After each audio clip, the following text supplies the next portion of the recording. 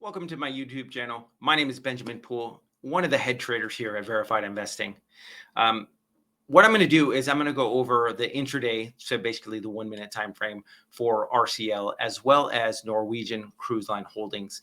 And the reason I'm going to go over the 1 minute RSI is this gives me an insight into what the institutions are currently doing, as well as what I can look for as tomorrow's price action as well.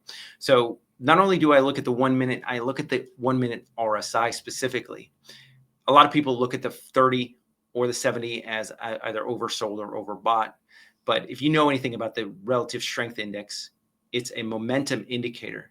So if the RSI stays at or around the 30 with little or no volatility, that's actually indicating that it's an overly sold condition, but that means it's still a weak stock. And the inverse is the case, whereas if you get price action above the 70, it indicates that it's a strong stock on the day. These two stocks indicated that price action was going to continue to head lower, and that's exactly what happened. Price action is the volatility is the key to any RSI trade setup. And so that's what I love about it. When you don't have a volatility in the particular stock, then you can always look at another stock to get into, or it gives you an idea of what to look for in the next day. So let's go ahead and just dive into the charts that I have. So I'm going to share my screen with you. NCLH, Norwegian Cruise Line Holding, is the first one that I'm going to go over. So if you need to, you guys can zoom in and bust out my face and, blur that out. But right now, Norwegian Cruise Line Holding had earnings, and so it did end up falling in the morning session around 9:38, 9:39 is basically what the peak was after the significant the first bounce. Then, as you can see, price action just continued to fall and got a little bit lower. Look at the RSI. The RSI was at the 30. Price action continued lower. The volatility in the price action, as you can see, died out. And so that kept the RSI pretty low. Like I mentioned earlier in the video, it's a momentum indicator. So if its price is around the 30, that means the price, if the RSI is around the 30, it indicates that price is going to stay low if you have no volatility. And so that's what happened. We never got a bounce above the 70 until around 3:17 in the afternoon. When I look at this price action, I see this as institutions and investors selling and keeping the price action down, so that way they can pick it up tomorrow for a significant bounce. And so NCLH is what I'm looking at for a long position for tomorrow. One thing that would negate this chart pattern is if I could get the RSI above the 70. That would indicate now we're starting to get to what's quote unquote overbought. But for me, that's indicating that now the sellers are out of the way and the buyers can push this up. And you need volatility as well as a high pivot taken out. So what I would be looking for is a price to get above $19.01 in the morning or in the afternoon session. That didn't happen. And so the price continued lower. What I'm looking at now is initially I had this $18.60 level. You have a gap fill in the charts right here. Now I'm looking for a price to get below $18.42. But for me, I'm looking to pick this up at $17.42.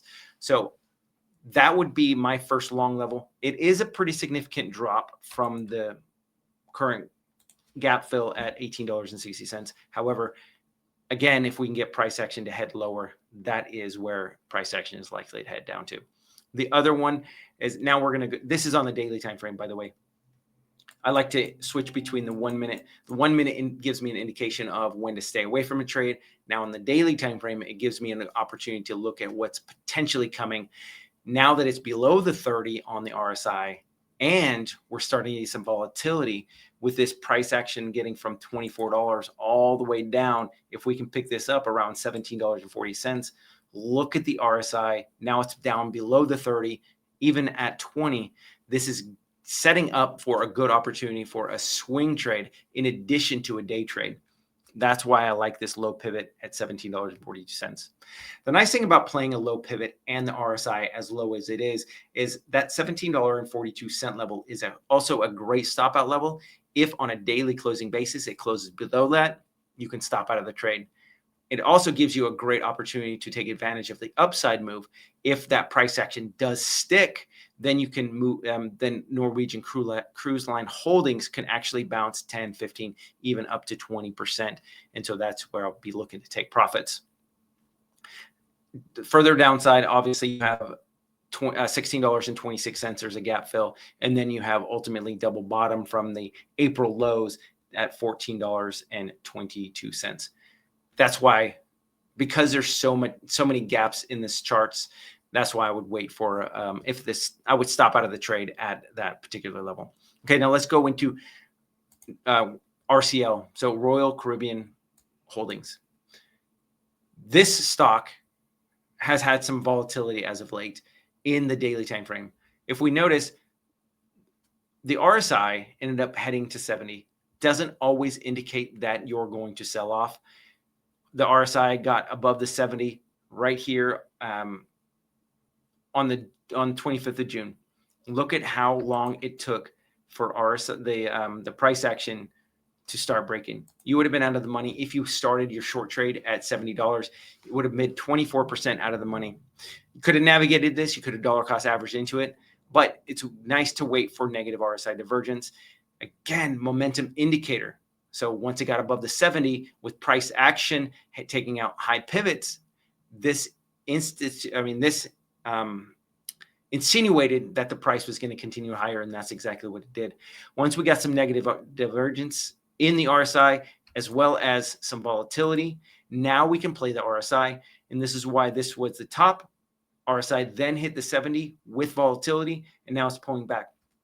The nice thing about when you have volatility in this, it usually plays not only the 70, and then it plays the 30 pretty well. So RCL for me is actually coming into some support at $240. This is a pretty significant gap fill.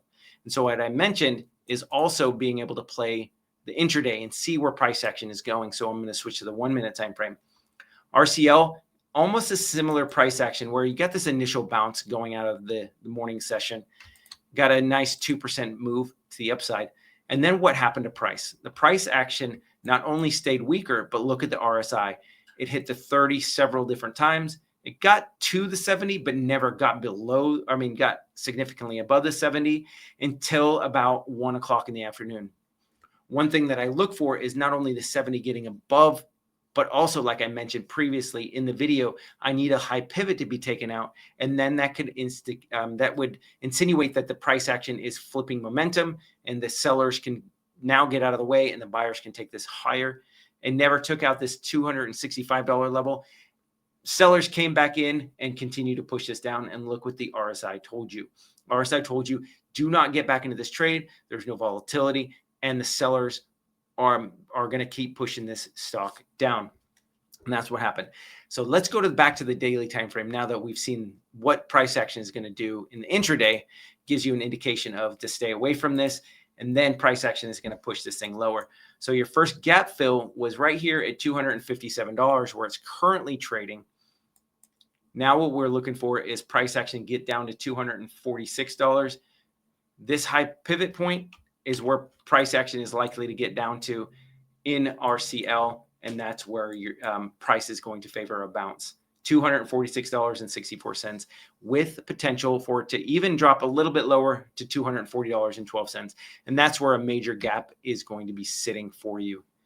These are the two levels that I have. I am willing to dollar cost average into this, especially with the RCL chart getting below 25.